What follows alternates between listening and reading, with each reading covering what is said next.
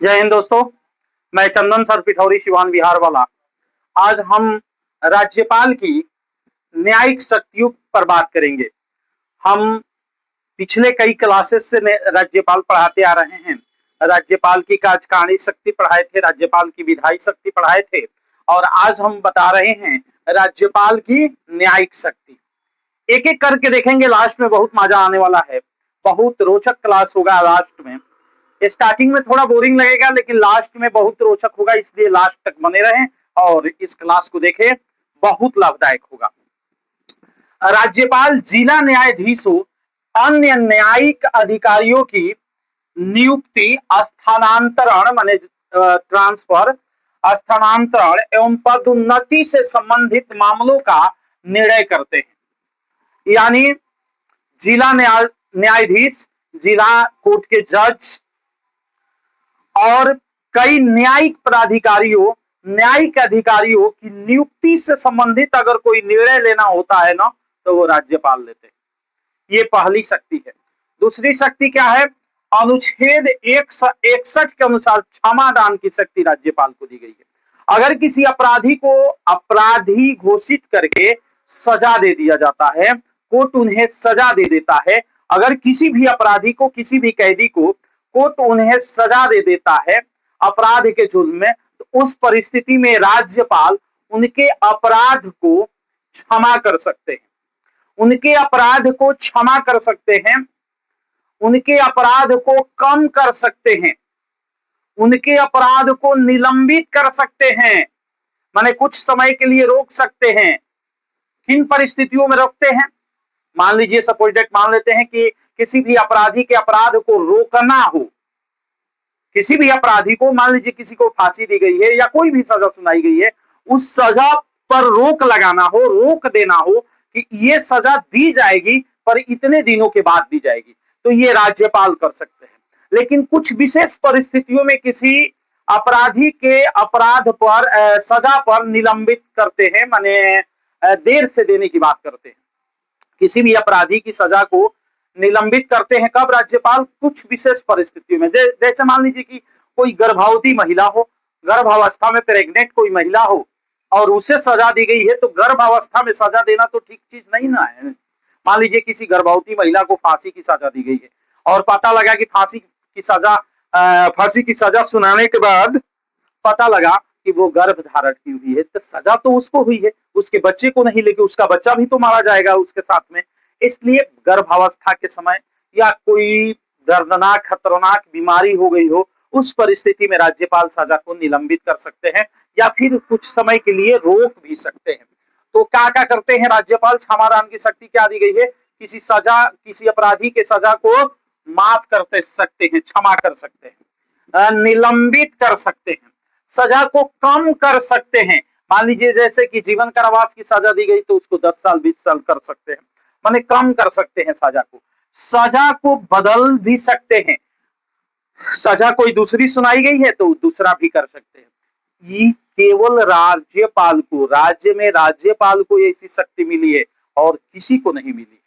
अगर देश की बात करें तो देश में राष्ट्रपति को ये शक्तियां मिली है, देश में राष्ट्रपति को ये क्षमादान की शक्ति मिली है और राज्य में राज्यपाल को क्षमादान की शक्ति मिली है, बाकी किसी को नहीं मिली। राज्यपाल की न्यायिक शक्तियां तो बहुत सारी है, जैसे कि कुछ स्वविवेकी भी शक्तियां दी गई है राज्यपाल को, माने अपने विवेक से, अपने बुद्धि से, अपने अक्ल से कुछ शक्तियों का प्रयोग करते हैं राज्यपाल। जैसे एक आध को बताते हैं, बहुत सारी स्वविवेक की शक्तियां हैं लेकिन उसमें से एक आध बताते हैं। जैसे अनुच्छेद 164 की बात करें, अनुच्छेद 164 में लिखा गया है, संविधान के आर्टिकल 164 के अंतर्गत लिखा गया है कि अगर विधानसभा चुनाव में किसी भी दल या गठबंधन को बहुमत प्राप्त नहीं होता है, पहले ही समझिए कि मान लीजिए राज्य में सरकार बनाना है, राज्य में मुख्यमंत्री की नियुक्ति कैसे होती है, सरकार कैसे बनती है, तो सबसे पहला बात है कि किसी भी पार्टी को या गठबंधन को विधानसभा में बहुमत प्राप्त करना पड़ता है। बहुमत प्राप्त करने का मतलब, स्पष्ट बहुमत प्राप्त करने का मतलब कि कम से कम आधे से एक अधिक सीट प्राप्त करनी पड़ती है। कम से कम आधे से एक अधिक सीट यानी 50% प्लस 1 सीट होनी चाहिए। जितना अधिक हो जाए उतना ही मजबूत सरकार बनेगी। विधानसभा में जितनी अधिक सीटें मिल जाए उतनी ही अधिक मजबूत सरकार बनेगी। लेकिन जितनी विधानसभा में सीटें है ना, उसमें से आधे से अधिक किसी भी पार्टी या गठबंधन को मिलती है, तब वह पार्टी या गठबंधन अपना सरकार बना पाती है। उस पार्टी या गठबंधन के नेता को मुख्यमंत्री नियुक्त किया जाता है। किसी भी पार्टी के, कोई भी पार्टी, कोई भी गठबंधन अगर बहुमत प्राप्त कर ली, तो बहुमत प्राप्त करने के तत्पश्चात बहुमत जिस पार्टी या गठबंधन को मिलता है, उस पार्टी के नेता को मुख्यमंत्री बना दिया जाता है और राज्यपाल मुख्यमंत्री के रूप में नियुक्त कर देते हैं। अब बाकी मुख्यमंत्री के परामर्श पर अन्य सभी मंत्रियों की नियुक्ति कर देते हैं। ऐसा नियम है, ऐसा नियम है। मुख्यमंत्री बनने के लिए किसी भी राज्य के, जिस राज्य के आपको मुख्यमंत्री बनना है, वहां की विधानसभा में स्पष्ट बहुमत लाना होगा, यानी 50% प्लस 1, कम से कम आधे से एक अधिक सीट जीतना होगा। अब प्रश्न उठता है कि मान लीजिए विधानसभा चुनाव हुआ किसी राज्य में, उस राज्य में विधानसभा चुनाव में किसी भी पार्टी को अगर स्पष्ट बहुमत नहीं मिला, किसी भी पार्टी को अगर स्पष्ट बहुमत नहीं मिला, तो उस परिस्थिति में क्या होगा? उस परिस्थिति में कई कारण होता है, जैसे संवैधानिक शासन विफल होने पर राष्ट्रपति शासन लागू हो जाता है। लेकिन किसी भी पार्टी को स्पष्ट बहुमत नहीं मिला, तो क्या उस राज्य में मुख्यमंत्री नियुक्त किया जा सकता है? बिल्कुल, बिल्कुल मुख्यमंत्री नियुक्त किया जा सकता है। संविधान के अनुच्छेद 164 के अनुसार राज्यपाल अपने विवेक से, अपने बुद्धि से, अपने अक्ल का प्रयोग करके, अपनी इच्छा से राज्यपाल क्या करेंगे कि देखेंगे कि कौन सा सबसे बड़ा पार्टी है। कोशिश करते हैं कि बड़े पार्टी के नेता को मुख्यमंत्री नियुक्त करें।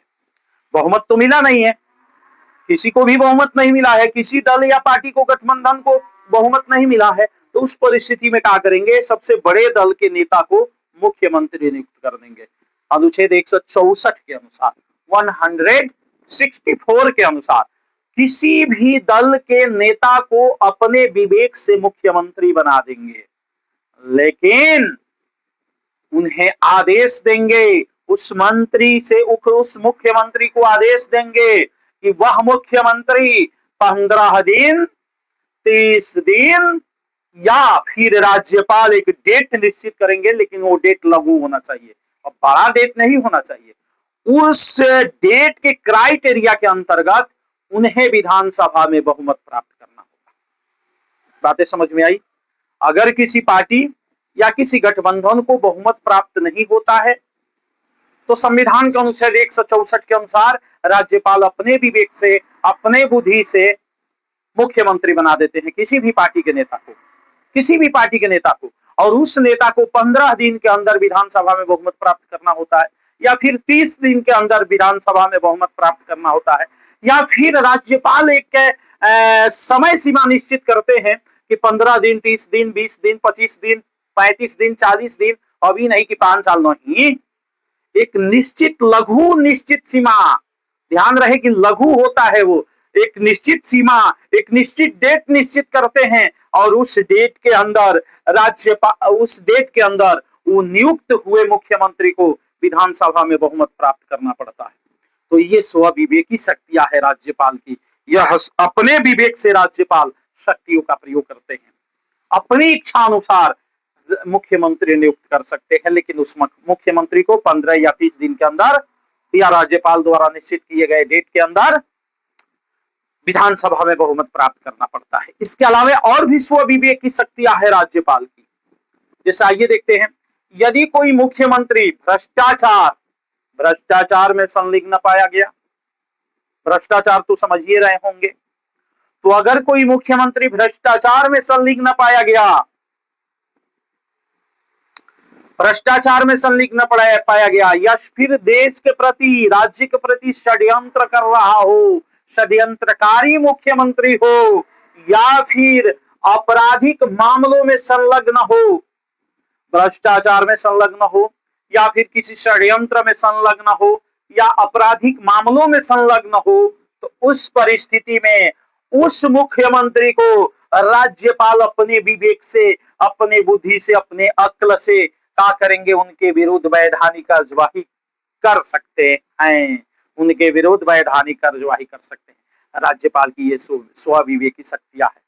राज्यपाल की और भी स्वविवेकी शक्तियां है, जैसे सत्र को आहूत करना, मतलब बुझा रहा है, विधानमंडल के सत्र को आहूत करना। राज्यपाल विधानमंडल के सत्र को आहूत करते हैं, आहूत करते हैं यानी विधानमंडल के सत्र को बुलाने का काम करते हैं। सत्र अवसान करना, विधानमंडल के सत्र को समाप्त करने का भी काम राज्यपाल ही करते हैं। तो यहां भी स्वविवेक का प्रयोग करते हैं, अपने विवेक से आहूत करते हैं, यानी विधानमंडल के सत्र को आहूत करते हैं, विधानमंडल के सत्र को बुलाते हैं, और जब समाप्त करना होता है तो यहां भी अपने विवेक का प्रयोग करके राज्यपाल सत्रावसान भी करते हैं, यानी सत्र की समाप्ति भी करते हैं, विधानमंडल के सत्र की समाप्ति भी करते हैं। ये क्लासेस जो हम राज्यपाल पढ़ा रहे हैं, अगर बढ़िया से समझना है तो इसके पहले राष्ट्रपति यदि आप पढ़े होंगे तो राष्ट्रपति या राज्यपाल सेम सेम शक्तियां है। राष्ट्रपति केंद्र में और राज्यपाल राज्य में सेम सेम शक्तियां है दोनों की। अगर सरकार की बात करें तो सरकार यदि केंद्र सरकार पढ़े हैं तो राज्य सरकार समझने में आसानी होगी। अगर बात करें संसद और विधानमंडल की, तो अगर संसद अच्छा से पढ़ लिए हैं तो विधानमंडल समझने में आसानी होगी। इसीलिए तो हम पहले संसद पढ़ाए, केंद्र सरकार पढ़ाए, राष्ट्रपति पढ़ाए, प्रधानमंत्री पढ़ाए, तब आकर यहाँ पढ़ा रहे हैं। राष्ट्रपति पढ़ाए तो राज्यपाल पढ़ा रहे हैं। राष्ट्रपति यदि आप पढ़े तो राज्यपाल समझ में आ रहा होगा। यदि आप संसद पढ़े हैं, केंद्रीय विधायिका को पढ़े हैं, तो राज्य विधायिका यानी विधानमंडल समझ में आ रहा होगा। यदि आप प्रधानमंत्री अच्छा से पढ़ लिए तो फिर मुख्यमंत्री हम पढ़ाएंगे तो बढ़िया से समझ में आएगा। इसलिए आप पिछले क्लासेस को जरूर देखिए और रेगुलर देखिए और पूरे क्लास को देखिए। और यदि आप फेसबुक पर देख रहे हैं तो प्लीज काइंडली रिक्वेस्ट है आपसे कि फेसबुक चैनल को, जो कि चंदन कुमार के नाम से चलता है, उसको फॉलो करें, लाइक करें, शेयर करें। अगर यूट्यूब पर देख रहे हैं तो प्लीज चंदन सर के नाम से चलता है, तो यूट्यूब चैनल को चंदन सर जिस पे लिखा होगा, यदि आप लिखेंगे चंदन सर पिठौरी, उसमें लिखना पड़ेगा पिठौरी, चंदन सर पिठौरी, तो यूट्यूब चैनल आएगा, बहुत सारे वीडियोज आएंगे। तो यदि आप यूट्यूब पर देख रहे हैं तो प्लीज उसको सब्सक्राइब कीजिए, लाइक कीजिए और शेयर कीजिए, ताकि हमारा मेहनत सफल हो। आपके लिए हम मेहनत कर रहे हैं। निःशुल्क ऐसा कंटेंट देने वाला यूट्यूब पर कोई नहीं मिलेगा और ना ही फेसबुक पर कोई मिलेगा। अगर कोई मिलेगा, ऐसा कंटेंट कहीं मिलेगा, तो संभव है कि आपको क्लास खरीदना पड़ेगा। निःशुल्क एक केवल मैं देता हूं निःशुल्क यूट्यूब पर और फेसबुक पर ऐसा कंटेंट जो आपके परीक्षा के लिए रामबाण साबित होने वाला है। बस केवल एक पिठौरी के चंदन सर ऐसे है जो आपको ऐसा कंटेंट देते हैं। इसलिए आप हमारे साथ बने रहे और हमें सहयोग करें। यदि आप सहयोग करते हैं तो मैं भी आपके लिए हमेशा खड़ा रहूंगा। धन्यवाद। इसका स्क्रीनशॉट ले लें।